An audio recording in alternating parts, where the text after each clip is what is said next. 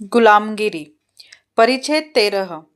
तहसीलदार, collector, revenue, जज और engineering विभाग के ब्राह्मण कर्मचारी आदि के संबंध में। ढोंडीराव।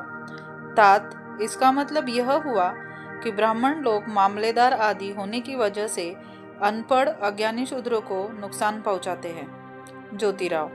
आज तक जो भी ब्राह्मण मामलेदार हुए हैं उनमें से कई मामलेदार अपने बुरे करतूतों की वजह से सरकार की नज़र में अपराधी सिद्ध हुए हैं और सजा पाने के काबिल हुए हैं।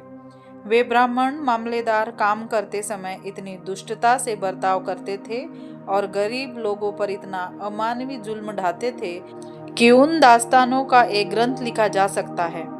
अरे, इस पूना जैसे शहर में ब्राह्मण मामलेदार कुलकर्णी से लिखवा कर लाई हुई लायकी दिखाए बगैर बड़े बड़े साहूकारों की भी जमानत स्वीकार नहीं करते। फिर लोग लायकी का प्रमाण पत्र देते समय चक्कर चलाते होंगे कि नहीं। उसी प्रकार इस शहर की म्युनिसिपालिटी किसी मकान मालिक को उसके पुराने मकान की जगह पर नया मकान बनाने की तब तक अनुमति नहीं देते जब तक ब्राह्मण मामलेदार द्वारा उस नगर के कुलकर्णी का अभिप्राय समझ नहीं लिया जाता। अरे, उस कुलकर्णी से पास उस नगर का नक्शा होने के बावजूद नई खरीदी करने वालों के नाम मिला करके हर साल उसकी एक नकल मामलेदार के दफ्तर में लिखवा कर रखने का कोई रिवाज ही नहीं है और न कोई कारण भी। फिर उस जगह के संबंध में कुलकर्णी का अभिप्राय आवश्यक और सच है, यह कैसे मानना चाहिए। इन तमाम बातों से इस तरह की शंका पैदा होती है कि ब्राह्मण मामलेदारों ने अपनी जाति के कलम कसाईयों का हित साधने के लिए इस व्यवस्था को बरकरार रखा होगा। इससे तुम ही सोच करके देखो कि जहाँ यूरोपियन लोगों की बस्तियों के करीब पूना जैसे शहर में ब्राह्मण मामलेदार इस प्रकार की बेपरवाही से अपनी जाति के कलम कसाईयों की रोटी पकाते हैं, तब गांव खेड़ों में उनका जबरदस्त जुर्म रहता होगा। यदि इस बात को हम लोग सच न माने तब ये जो अधिकांश देहातों की अज्ञानी अनपढ़ शूद्रों के समूह अपने बगल में अपने कपड़े लत्ते दबाकर ब्राह्मण कर्मचारियों के नाम से चिल्लाते हुए घूमते दिखाई देते हैं, क्या यह सब झूठ है? इन्हीं लोगों में से कुछ लोग कहते हैं कि ब्राह्मण कुलकर्णी की वजह से ही ब्राह्मण मामलेदारों ने मेरा अर्ज समय पर स्वीकार नहीं किया, इसलिए प्रतिवादी ने मेरे पक्ष के सभी गवाह बदल दिए और मेरी ही जमानत करवाई गई। कुछ लोग कहते हैं कि ब्राह्मण मामलेदार ने मेरी अर्जी ले ली और कुछ समय के लिए उसने मेरी अर्जी दूसरे दिन लेकर मेरे चल रहे काम से मुझे उजाड़ दिया और इस तरह उसने मुझे भिखारी बना दिया। कोई कहता है कि ब्राह्मण मामलेदार ने मैं जैसा बोल रहा था उस प्रकार से लिखा ही नहीं और बाद में उसी जबानी से मेरे सारे झगड़े को इस तरह खाना खराब कर दिया कि अब मैं पागल होने की स्थिति में पहुंच गया हूँ। कोई कहता है कि मेरे प्रतिवादी ने ब्राह्मण मामलेदार की सलाह पर मेरी अच्छी तरह से चल रहे काम को बंद करवा दिया। उसने मेरे खेत में अपना हल जोतने का काम शुरू करते ही मैं केवल उसके हाथ में अपनी अर्जी दे दी और तुरंत 4-5 कदम पीछे हट गया। मैं उसके सामने अपने दोनों हाथ जोड़कर बड़े ही दीन सुखी भाव में कांपते हुए खड़ा रहा। फिर कुछ ही देर में उस दुष्ट ने मेरी ओर ऊपर नीचे देखकर झट से उस अर्जी को मेरी ओर फेंक दिया, यह कारण दिखाकर कि मैंने कोर्ट का अपमान किया है। उसने मुझे ही दंडित किया, लेकिन उस दंड राशि को देने की मेरी क्षमता नहीं होने की वजह से मुझे कुछ दिन के लिए जेल में बंद रहना पड़ा। इधर प्रतिवादी ने बोने के लिए तैयार किए हुए मेरे खेत में अपना अनाज बो दिया और खेत को अपने अधिकार में ले लिया, जिसकी वजह से मैंने बाद में कलेक्टर साहब को 2-3 अर्जियां दी और उनको हर बात से सूचित किया, लेकिन सभी अर्जियां वहाँ के ब्राह्मण क्लर्क ने कहाँ दबा करके रख दी कि कुछ पता ही नहीं चल रहा है। अब इसका क्या किया जा सकता है?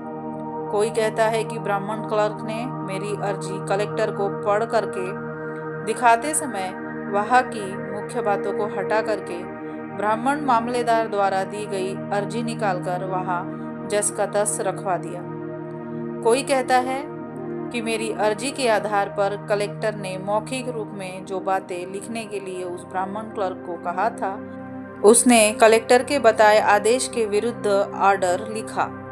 लेकिन उस ऑर्डर को कलेक्टर के सामने पढ़ते समय उसने कलेक्टर के बताए अनुसार ही बराबर पढ़कर सुना दिया और फिर उस निकाल पत्र पर उसके हस्ताक्षर लेकर वह निकाल पत्र जब मुझे मामलेदार के द्वारा प्राप्त हुआ तब उस पत्र को देखकर मैं अपने माथे को पीटता ही रह गया और मैंने मन ही मन में कहा कि हे ब्राह्मण कर्मचारी, तुम लोग अपना लक्ष्य पूरा किए बगैर चुप नहीं रह सकते।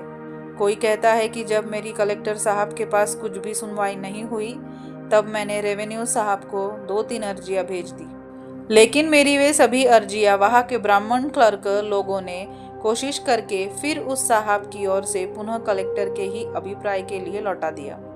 बाद में कलेक्टर के ब्राह्मण कर्मचारियों ने मेरी सभी कागजात घुमा फिरा कर कलेक्टर साहब को पढ़कर सुना दिए और यह कहकर कि मैं बड़ा शिकायतखोर आदमी हूँ, उन्होंने मेरी अर्जी के पिछले पन्ने पर उस कलेक्टर से अभिप्राय लिखवाकर रेवेन्यू साहब को गलत जानकारी दी। अब तुम ही बताओ, ऐसे करने वालों के साथ क्या करना चाहिए। कोई कहता है कि मेरा केस शुरू होते ही अटर्नी द्वारा बीच में ही मुंह मारने की वजह से जज साहब कहने लगे, चुप रहो, बीच में मत बोलो। बाद में उन्होंने स्वयं ही मेरे सभी कागजात पढ़ लिए, लेकिन कागजातों को वह बेचारे क्या करेंगे, क्योंकि पहले ही कलेक्टर कचहरी के सभी ब्राह्मण कर्मचारियों ने कुलकर्णियों की सूचना के अनुसार मेरे पूरे केस का स्वरूप ही बदल दिया था। कोई कहता है कि आज तक सभी ब्राह्मण कर्मचारियों के देव पूजा के कमरे के मंत्रोच्चारों के अनुसार उनके घर भरते भरते हमारे घर उजड़ गए, हम बर्बाद हो गए, हमारे खेत नीलाम हो गए, हमारी जमीन जायदाद चली गई, हमारा अनाज गया, हमारा अनाज से भरा बारदाना लूट गया, हमारे घर की हर चीज लूट ली गई और हमारे बीवी बच्चों के बदन पर सोने का फूटा भी नहीं बचा। अंत में हम सब लोग भूख और प्यास से मरने लगे। अब मेरे छोटे भाइयों ने मिट्टी गाड़े का काम खोजा और हम सभी सड़क के काम पर जाकर हाजिरी देते थे। बाद में किसी घटिया मराठी अखबार में अंग्रेज सरकार या उसके धर्म की यदि आलोचना नुक्ताचीनी की गई हो तो उसका मतलब जाते जाते हम अज्ञानी अनपढ़ शूद्र मजदूरों को समझाया करते और बाद में अपने घर लौट जाते थे। और सरकार भी ऐसे घटिया लोगों की मेहनत करने वाले मजदूरों से भी ज़्यादा डबल तनख्वाह देती है। फिर भी मजदूर ने तनख्वाह मजदूरी लेने के बाद उस ब्राह्मण कर्मचारी के हाथ पर कुछ रुपया पैसा रख दिया तब तो कोई बात नहीं। यदि उसने उसके हाथ पर कुछ भी रुपया पैसा न छोड़ा तो उसकी खैर नहीं। वह ब्राह्मण कर्मचारी दूसरे दिन से ही अपने से बड़े साहब को उस मजदूर के बारे में गलत सलत बातें बता करके उस मजदूर के नागे लगाए जाते हैं। इतना ही नहीं, कोई ब्राह्मण कर्मचारी उस मजदूर से कहता है कि तू सरकारी काम करने के बाद पत्रालियों के लिए बड़े और पलस के पान या पान की डालियाँ शाम को घर लौटते समय लाकर मेरे घर पर डाल देना। कोई ब्राह्मण कर्मचारी कहता है कि आम डालियाँ शाम को मेरे घर डाल देना। कोई कहता है कि मुझे पत्ते ला कर देना। कोई कहता है कि रात को मैं गांव में उस लेन देन करने वाली विधवा के घर में नाश्ता पानी करने के लिए जाने वाला हूँ, इसलिए तू खाना खाकर मेरे निवास पर आकर मेरे परिवार के साथ सारी रात रहकर वहीं सो जाना। लेकिन दूसरे दिन काम पर जाने के लिए भूलना नहीं, क्योंकि कल शाम को ही बड़े इंजीनियर साहब यहाँ अपना काम देखने के लिए आने वाले हैं। इस प्रकार का इत्तिला राव साहब ने लिख कर भेजा है। इस तरह से ब्राह्मणों द्वारा अंदर ही अंदर जो परेशानियां भोगनी पड़ती है उसके बारे में मुझे मेरे भाई मेरे घर आकर बताते रहते हैं और आंखों में आंसू बहाते रहते हैं। वे कहते हैं कि तात हम क्या करें, ये सभी ब्राह्मण 18 जाति के गुरु हैं। ये लोग अपने आप को सभी वर्णों के गुरु समझते हैं, इसलिए ये जैसा भी बर्ताव करे हम शूद्रों को उनको एक भी शब्द नहीं कहना चाहिए, शूद्रों को उनकी नुक्ताचीनी नहीं करनी चाहिए। यह अधिकार उनको नहीं है। यही उनके धर्मशास्त्रों का कहना है। धर्मशास्त्र कुछ भी कहे, लेकिन हमारे पास इस मर्ज का कोई इलाज नहीं है। यदि मैं अंग्रेजी बोलना सीख गया होता तो मैं ब्राह्मणों से सभी कारनामे, करतूते, लफ्फाजी, ठगी आदि सभी बातें अंग्रेज साहब के लोगों को बोल दिया होता और उनके द्वारा इन लोगों को मजा चखाया होता। इसके अलावा इंजीनियर विभाग के सभी ब्राह्मण कर्मचारियों की लुच्चागिरी के बारे में ठेकेदार लोग इतना कुछ बताते हैं कि उस पर एक स्वतंत्र किताब लिखी जा सकती है। इसलिए इस बात को मैं यही समाप्त कर देता हूँ। तात्पर्य, ऊपर लिखी गई तमाम दलीलों में जो भी आपको सच लगे उसके बारे में गंभीर रूप से सोचना चाहिए और उसका पूरी तरह से बंदोबस्त भी करना चाहिए तथा उन तमाम कुरीतियों को जड़ मूल से सामाजिक जीवन से समाप्त कर देना चाहिए। यही हमारी सरकार का धर्म है।